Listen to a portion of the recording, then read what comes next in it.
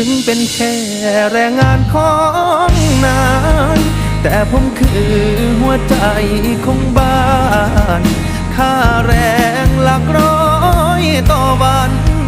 แต่มันคือความฝันของครอบครัวผมยอมทนเจ็บช้ำกับคำด่าเพื่อกลับบ้านนาไปเจอกับรอยยิ้มหัวเพราะรอยยิ้มของครอบครัวคือค่าแรงที่แพงที่สุดเพื่อรอยยิ้มของทุกคนในครอบครัวผมยอมทุ่มสุดตัวเพราะเป็นเสาหลักของบ้านมากินผลไม้ปลาด้วยครับ